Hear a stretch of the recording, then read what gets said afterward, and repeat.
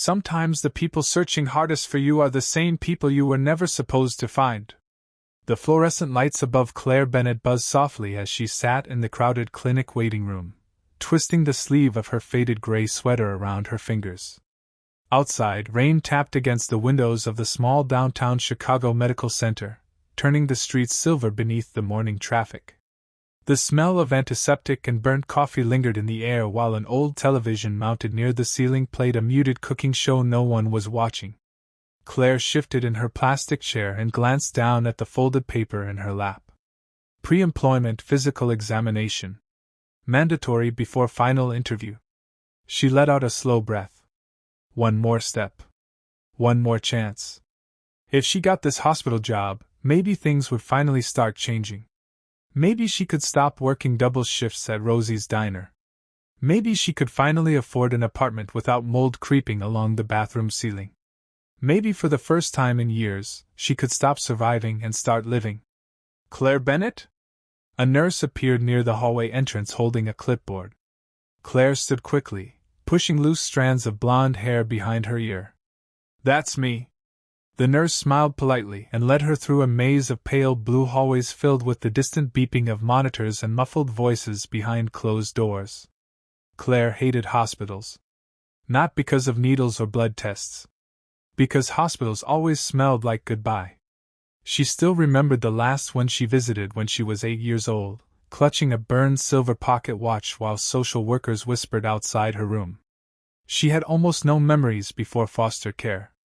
Just smoke. Sirens. And someone shouting her name in the dark. Have a seat, the nurse said gently. Claire nodded and sat on the edge of the exam table, while rainwater dripped quietly from the hem of her coat onto the tile floor. The checkup itself was routine. Blood pressure. Reflexes. Blood draw. The doctor barely looked at her. Claire almost laughed at how normal it all felt compared to the chaos of her life lately.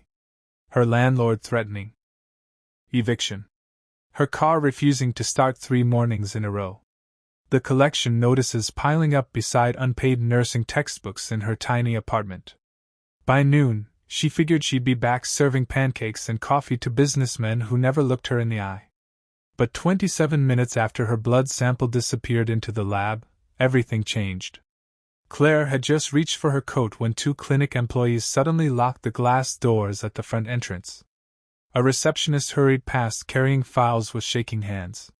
Somewhere down the hallway, a phone rang once, then stopped abruptly. Claire frowned. What's going on? No one answered. Then the same doctor from earlier appeared in the doorway holding her lab results. Except now his face looked pale. Almost frightened. Miss Bennett, he said carefully. Could you come with me for a moment? Claire's stomach tightened as she followed him into a private office. The blinds were already closed. Inside, another man in a dark suit stood silently near the window speaking into an earpiece. Claire froze. Okay, this is weird. The doctor swallowed hard before placing her file onto the desk. His fingers trembled slightly. Claire, he said softly, do you know who your biological father is? The room suddenly felt smaller. Colder. Claire stared at him, confused. What? Before the doctor could answer, the black SUV outside rolled to a stop beneath the rain, and the man stepping out of it was someone every person in America recognized instantly. Damien Ashford. Claire had seen Damien Ashford's face 1,000 times before. On magazine covers. Financial news channels. Giant digital billboards above Chicago highways. People called him the man who built a $40 billion biotech empire before turning 40. Cold. Brilliant. Untouchable. And now he was walking straight toward her through the rain like the entire world had suddenly narrowed down to one person. Her.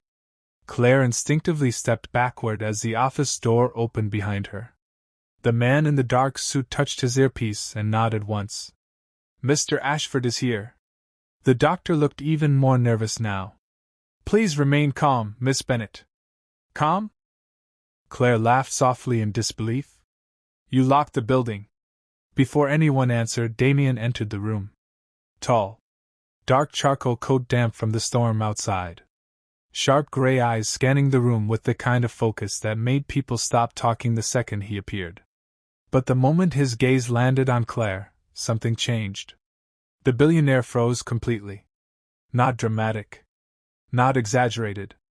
Just still. Like the air had left his lungs. Claire frowned uncomfortably. Why is he looking at me like that? Damien took a slow step closer. His eyes moved from her face to the silver pocket watch hanging from the chain around her neck. The color drained slightly from his expression. Where did you get that watch? He asked quietly. Claire instinctively covered it with her hand. It was mine. Damien's jaw tightened. No, he said softly. It belonged to my brother. Silence filled the office. The rain outside suddenly sounded louder against the windows. Claire stared at him, confused. I think you have the wrong person. Damien did not answer immediately.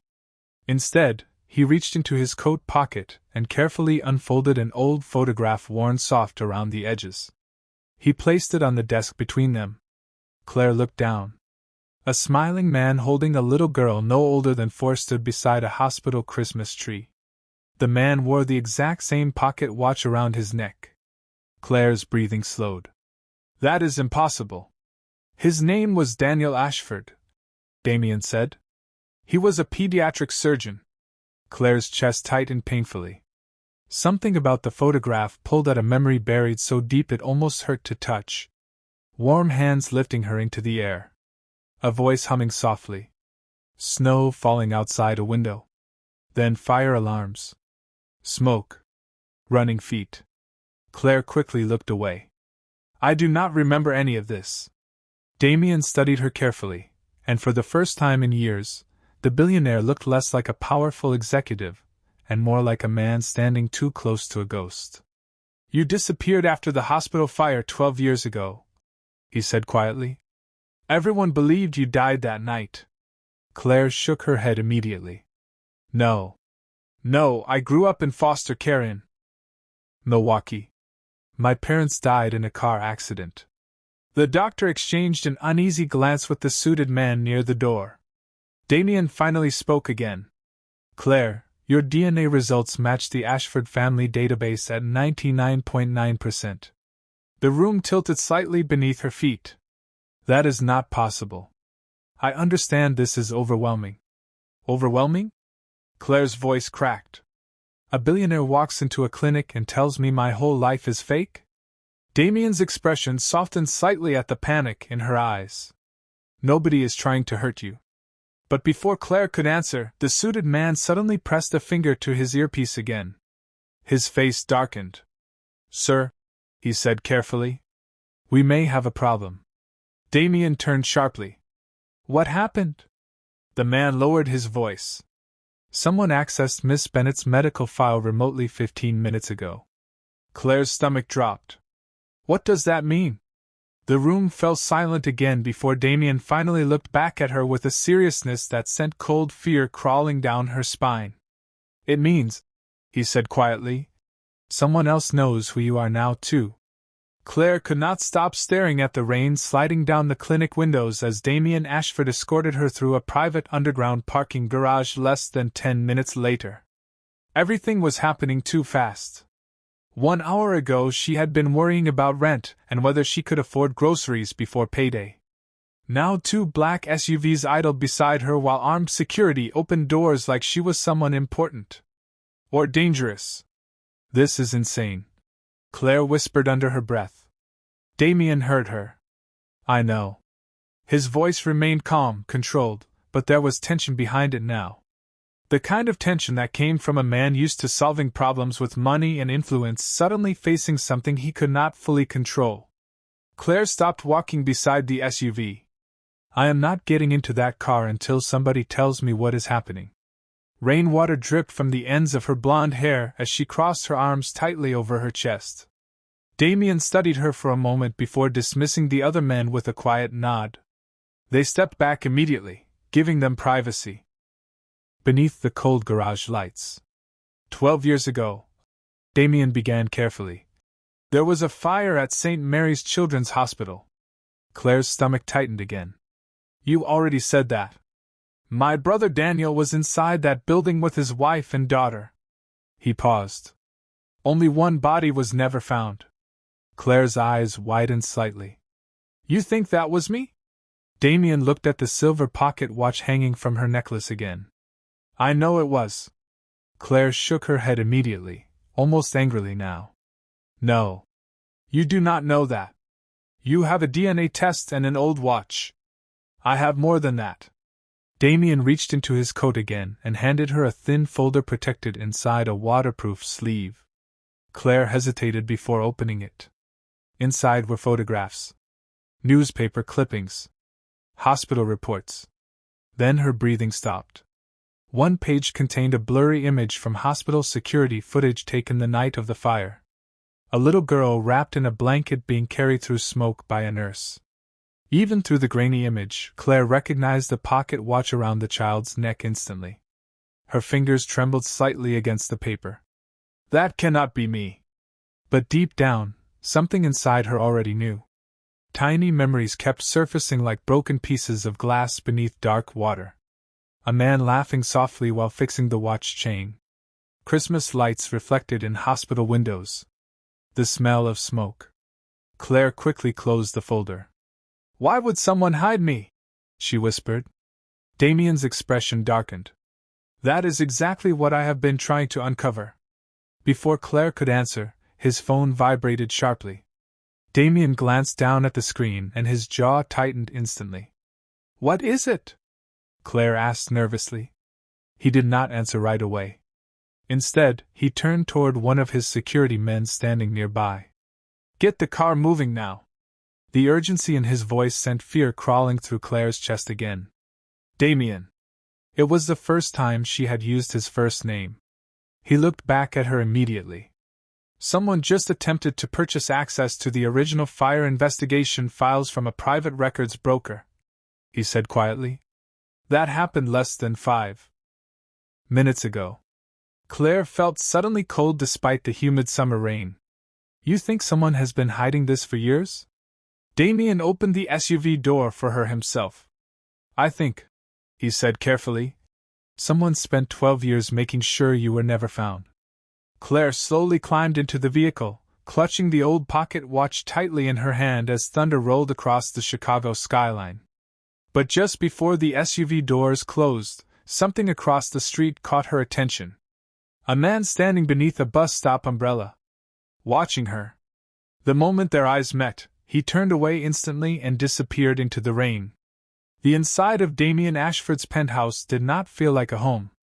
It felt like silence wrapped in glass and steel. Floor-to-ceiling windows overlooked the storm-covered Chicago skyline while soft piano music drifted faintly from hidden speakers somewhere overhead. Claire stood near the entrance clutching her damp coat tightly in her hands, feeling painfully out of place against the polished marble floors and modern white furniture that probably cost more than her entire apartment building. You live here alone? She asked quietly. Damien loosened his tie slightly as he walked toward the kitchen. Most of the time. Claire glanced around again. No family photos. No clutter. No signs anyone actually laughed inside these walls. Just expensive emptiness. Damien returned a moment later carrying 2 mugs of tea. He handed her one carefully. Chamomile. Claire looked surprised. How did you know I liked chamomile? Damien paused briefly. You ordered it every Tuesday at Rosie's diner. Claire blinked. You know where I work? Realizing what he had admitted, Damien looked away for the first time since she met him. I have been searching for you a long time. The answer should have comforted her. Somehow it only made her more unsettled. Claire slowly sat near the giant windows overlooking the city below while thunder rolled softly in the distance. Her fingers traced the scratched surface of the silver pocket watch again. I still do not understand why I cannot remember any of this. Damien remained standing nearby, hands in his pockets. Trauma does strange things to memory. Claire looked up at him carefully. Did you know my parents well? A shadow crossed his expression. Daniel was my younger brother. His voice softened slightly. He was the only person in our family who cared more about saving lives than building wealth. Claire listened quietly as Damien moved toward the windows beside her. When we were children, our father trained us to think emotions were weaknesses. Daniel never accepted that. A faint smile touched Damien's face for the first time. He opened free clinics in neighborhoods nobody else cared about. He spent Christmas mornings at the children's hospital instead of charity galas. Claire swallowed slowly. Something deep inside her chest tightened painfully hearing that. And my mother? Damien hesitated longer this time. Her name was Evelyn Hart. Claire's breath caught softly. Hart? Damien nodded. She was a pediatric nurse. Claire suddenly looked down at her own hands. Ever since childhood she had always wanted to become a nurse. She never knew why. The realization made her eyes sting unexpectedly. Damien noticed immediately but said nothing. He simply sat across from her quietly, giving her space to breathe. The storm outside softened into steady rain. For a few moments neither of them spoke. Then Claire finally whispered, "Why does this feel familiar?" Damien looked at her carefully. "Because somewhere inside you, it is." Before Claire could respond, her phone suddenly vibrated against the marble table. Unknown number. She almost ignored it. Almost. But something made her answer. "Hello?" Silence. Then a woman's voice whispered softly through static. "If Damien Ashford tells you the fire was an accident, he is lying." Claire froze instantly. Who is this? But the call disconnected. Her pulse hammered in her ears as she slowly lowered the phone. Damien immediately noticed the change in her expression. What happened? Claire stared at him for several seconds without speaking. Then quietly, carefully, she asked, "Damien, what really happened the night my parents died?" For the first time since entering the penthouse, the billionaire looked genuinely afraid. Damien did not answer immediately. The silence between them stretched so long that Claire could hear the faint ticking of the silver pocket watch resting in her trembling hand. It had never worked before. Not once in all the years she carried it. Yet somehow tonight, inside Damien Ashford's penthouse, the old watch had started ticking again. Claire stared down at it slowly, unsettled by the sound. Tick. Tick. Tick. Damien noticed it too. His expression shifted almost imperceptibly. "That watch stopped the night of the fire," he said quietly. Claire looked back up at him. "Then why is it working now?" Damien did not seem to have an answer. Outside the windows, rain streaked across the glass while lightning illuminated the skyline in pale flashes. Claire stood abruptly from the couch, suddenly unable to sit still anymore. "You are hiding something." Damien exhaled slowly. "Claire." "No." Her voice cracked slightly now under the weight of everything crashing down around her. "First I find out my entire life might be fake. Then someone calls warning me about you. And now you look terrified every time I mention that fire." Damien stepped closer carefully, like approaching someone standing too near the edge of something fragile. "I never lied to you about the fire." Claire crossed her arms tightly. "But you are not telling me everything either." The billionaire looked away toward the city lights below. For the first time since meeting him, Claire saw exhaustion in him. Not physical exhaustion. Something older. Heavier. "The official report said faulty electrical wiring caused the fire," Damien said quietly. "But Daniel never believed that." Claire's breathing slowed. "What do you mean?" Damien remained silent for several seconds before finally speaking again. 3 days before the fire, Daniel contacted me. His voice lowered carefully, almost reluctantly. He said he discovered irregularities inside one of our family-funded medical research programs. Claire frowned. "What kind of irregularities?" Damien's jaw tightened. "Human trials being approved without proper authorization." Claire stared at him in disbelief. "You are saying your company experimented on people?" "No," Damien said immediately. "Not my company. This was before Ashford Genomics existed. My father controlled everything back then." Claire felt cold all over again. Damien walked slowly toward a locked cabinet near the fireplace and removed a thin leather folder. He held it for a moment before handing it to her. I kept this hidden for 12 years. Claire opened it carefully. Inside were copies of handwritten notes, financial records, and photographs from inside hospital laboratories. One sentence highlighted in red caught her attention immediately. Patient relocation required before inspection. Claire swallowed hard. This is horrible. Damien nodded once. Daniel planned to expose everything publicly. Claire looked up at him slowly. And then the hospital burned down. Either of them spoke for several seconds after that. Finally Claire whispered, Do you think your father caused it? Damien's face darkened with something painful. I do not know. Claire closed the folder carefully, her hands shaking now. But someone clearly wanted those records destroyed. Damien nodded once more. And if someone spent 12 years hiding you? His voice trailed off before finishing the thought. Suddenly the penthouse lights flickered once. Then again. Claire looked up sharply. What was that? Damien turned instantly toward the hallway. Every trace of softness vanished from his expression. The billionaire became cold and alert again within seconds.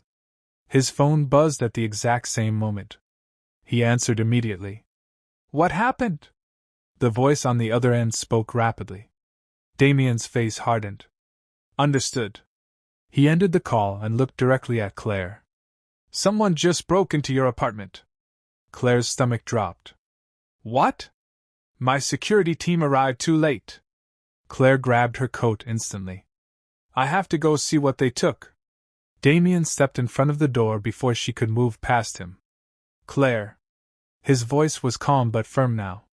Whoever is doing this is not searching for money. Claire looked up at him fearfully. Then what do they want? Damien's gray eyes locked onto the silver pocket watch still clutched tightly in her hand.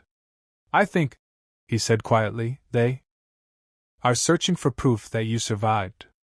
Claire had not been back to her apartment in almost 14 hours, but the moment she stepped into the hallway outside Unit 4B, she knew something was wrong.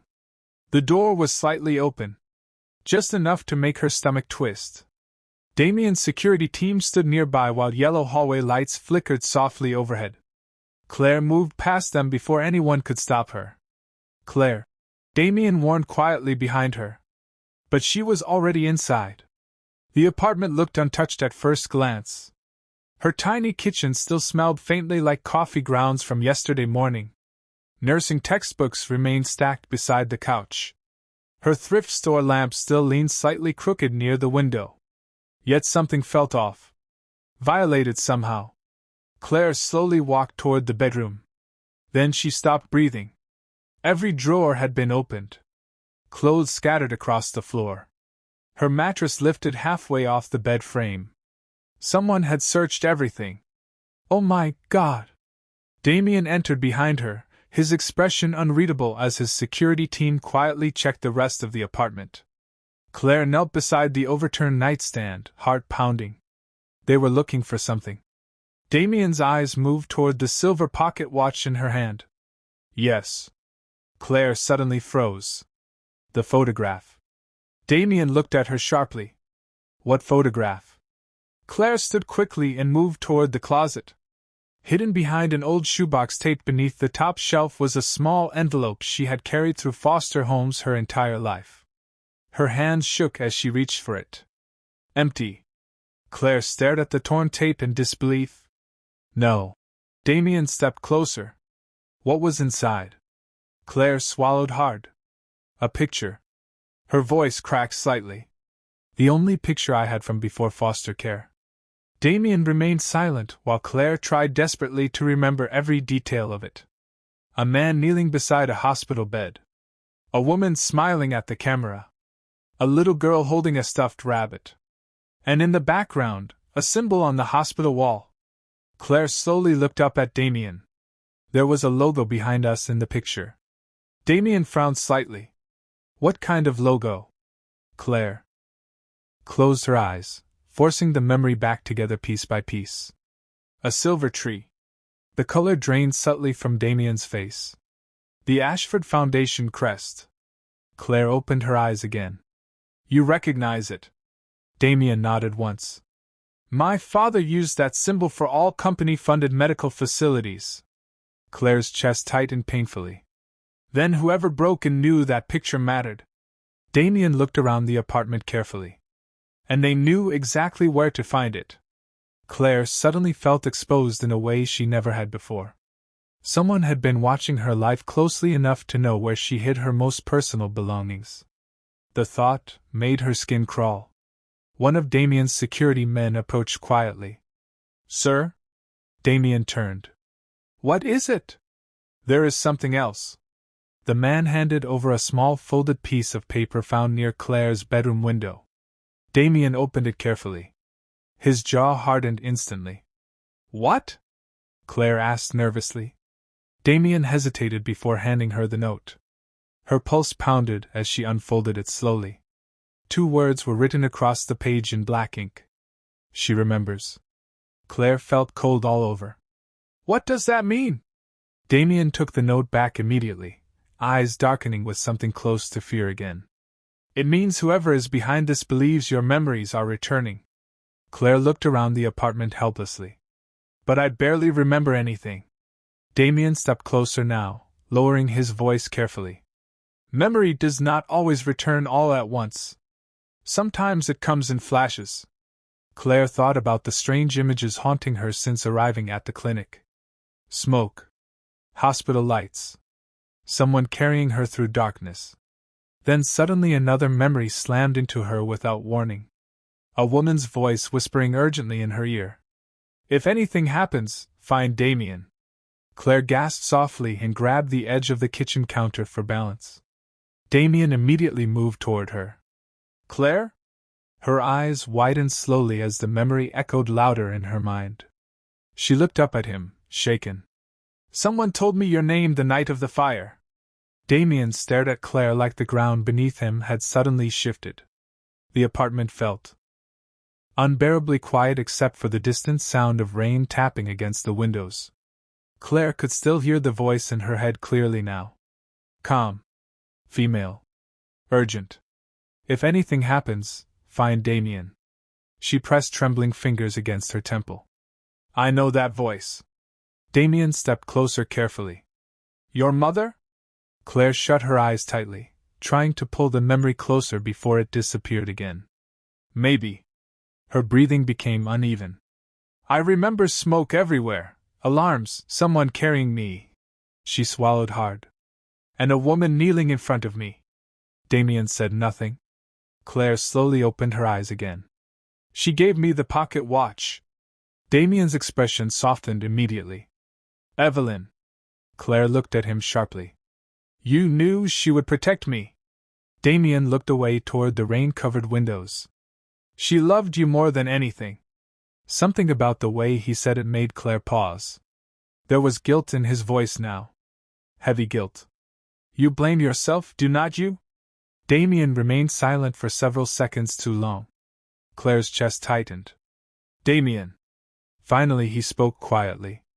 I was supposed to meet Daniel at the hospital that night. Claire frowned slightly. Why? Damien loosened his tie slowly, exhaustion finally showing through the calm billionaire mask he wore so perfectly. Because Daniel planned to give me evidence against our father. Claire stared at him. You knew about the illegal trials? Not everything. His jaw tightened painfully. But enough to know Daniel was terrified. Claire's stomach twisted. Did you go? Damien looked down briefly before answering. No. One word. Quiet. Heavy. Why not? Damien exhaled slowly. My father intercepted the call before I could leave. He told me Daniel was overreacting. That exposing the company would destroy thousands of jobs and collapse the foundation hospitals. Claire crossed her arms tightly. And you believed him? Damien's silence answered for him. Claire stepped backward slightly, hurt flashing across her face. People died. Damien finally looked at her directly again. I know. His voice cracked for the first time. And I have hated myself every day since. The room fell silent. Again. Claire wanted to stay angry. She should have stayed angry. But looking at Damien now, she no longer saw only the billionaire from magazine covers. She saw a man carrying 12 years of regret alone inside an empty penthouse. A man who built an empire trying to outrun one terrible night. Suddenly one of Damien's security men appeared at the apartment door. "Sir?" Damien immediately straightened. "What is it?" "We found surveillance footage from outside the building." The man handed over a tablet. Damien watched the screen carefully while Claire moved beside him. Grainy footage showed the hallway outside Claire's apartment less than 2 hours earlier. A hooded figure entered carrying a small black case. But what made Claire's blood run cold was not the person entering. It was the second figure appearing 30 seconds later. An older woman with silver hair. Claire froze instantly. "Wait." Damien looked at her sharply. "You recognize her?" Claire stared at the screen, heart pounding painfully now. "I know her face." The memory hit almost instantly this time. A hospital room glowing softly at night. The same woman smiling gently while handing her a stuffed rabbit. Claire whispered shakily. "She worked at the hospital." Damien zoomed in closer on the woman's face. The billionaire's expression darkened immediately. "That is impossible." Claire looked at him. "Why?" Damien swallowed once before answering quietly. "Because that woman testified at the fire investigation 12 years ago." Claire's pulse hammered in her ears. "Who is she?" Damien's gray eyes locked onto the screen. "Her name is Margaret Weller." His voice dropped lower. "And according to official records..." He paused. "She died 3 years ago." Claire barely slept after seeing the surveillance footage. By sunrise, the storm had faded into a cold gray Chicago morning, but the knot in her chest only tightened.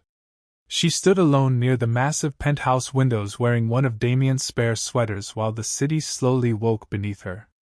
Somewhere below, taxis moved through wet streets and steam rose from subway grates. Everything outside looked normal. But her life no longer felt real. The soft sound of footsteps made her turn. Damien entered quietly carrying 2 cups of coffee. "You should eat something," he said gently. Claire accepted the coffee but did not drink it. "If Margaret Weller is alive, why fake her death?" Damien sat across from her slowly. "Either she was hiding from someone," he paused carefully, "or someone helped her disappear." Claire looked down at the untouched coffee between her hands. "Maybe she is the one who took my photograph." Damien nodded once. "Which means she may know exactly what happened that night." Claire stared out at the skyline again. "Then we need to find her." Damien hesitated. "Claire." "No." She looked back at him firmly now. "I spent my entire life feeling like I did not belong anywhere. Foster homes. Cheap apartments. Jobs that barely paid enough to survive." Her voice softened slightly. "Now suddenly I find out my parents may have died protecting me, and everyone keeps telling me to stay hidden."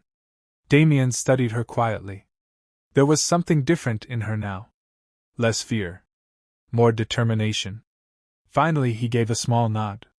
"There is one place we can start." Less than an hour later, Claire sat beside Damien in the back of another black SUV moving through downtown traffic. The billionaire had changed into a charcoal suit again, calm and unreadable on the outside, but Claire noticed the way his fingers tightened slightly whenever his phone vibrated. "Where are we going?" she asked. Damien looked out the window briefly before answering. "St. Mary's." Claire frowned. "The hospital burned down. Part of it survived." 20 minutes later the SUV stopped in front of an abandoned brick building near the edge of the city. The faded hospital sign still hung above the entrance, weathered by time and rain. Claire stepped out slowly, staring at the place her memories kept pulling her back toward. Something about the building made her chest ache immediately. Damien walked beside her as they entered through rusted side doors opened by security. Dust floated through beams of pale morning light. Old wheelchairs sat abandoned near cracked walls while faded murals of cartoon animals still decorated the pediatric wing. Claire moved slowly through the silent hallway, her footsteps echoing softly. Then suddenly she stopped. Her eyes locked onto a small painted tree symbol near the end of the corridor. Silver branches. The Ashford Foundation crest. Her breathing became shallow. I remember this hallway. Damien turned toward her instantly. Claire walked forward carefully, touching the peeling wall beside the symbol.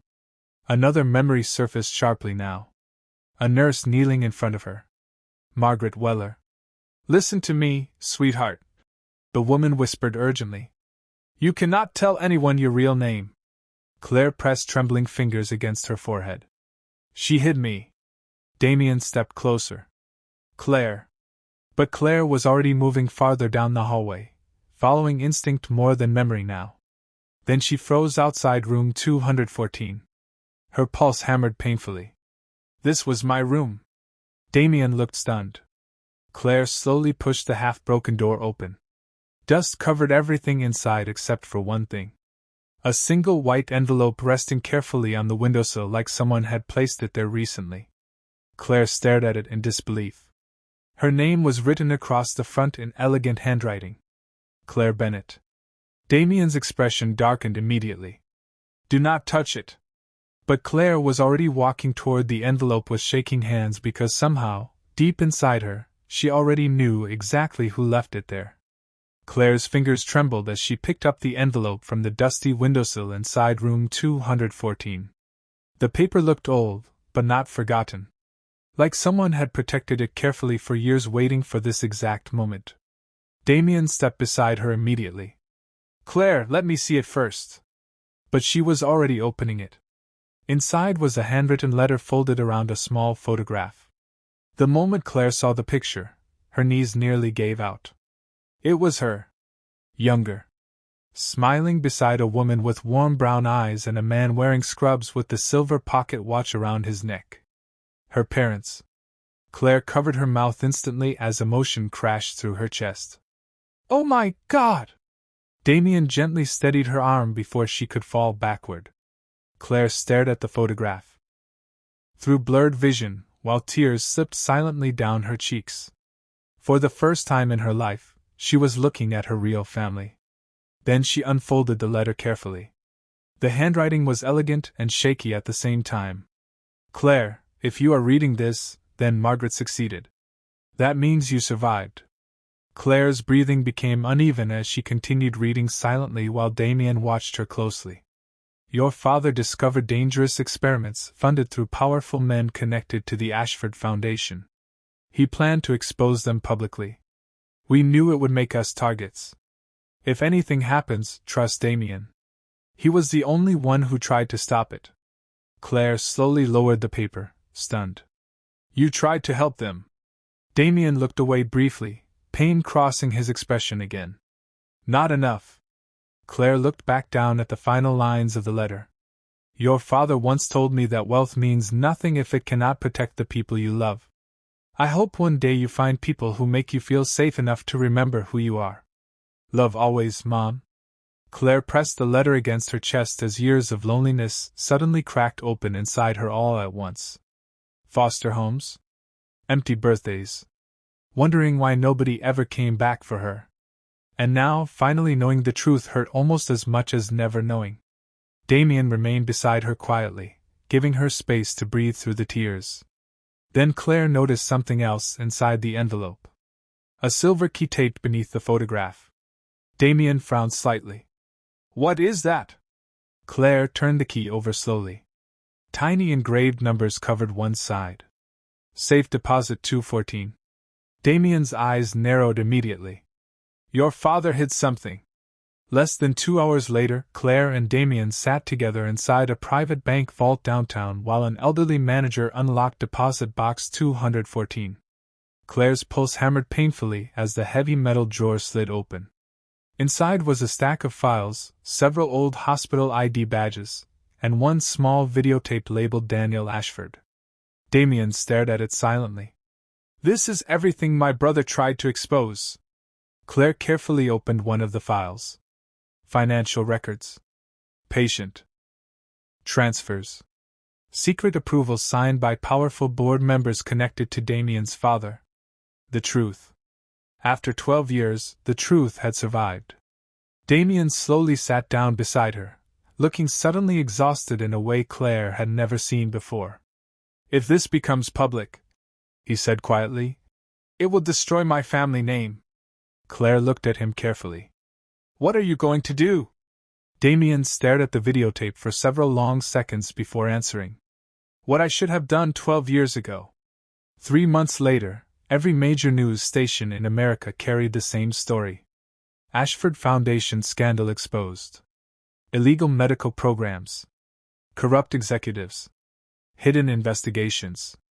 Damien Ashford himself testified publicly and released every document tied to the cover-up, including evidence connected to his own father. The empire survived. But barely. And for the first time in years, Damien no longer looked like a man hiding from the past.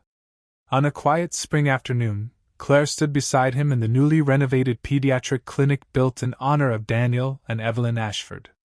Children's laughter echoed softly through bright hallways painted with silver tree murals. Claire smiled as she adjusted her new nurse badge while Damien watched her from nearby. You know, she said softly, for someone who spent years avoiding emotions, you are getting better at this. Damien smiled faintly. I had a good teacher. Claire looked down at the silver pocket watch in her hand. Still ticking. Still carrying her home.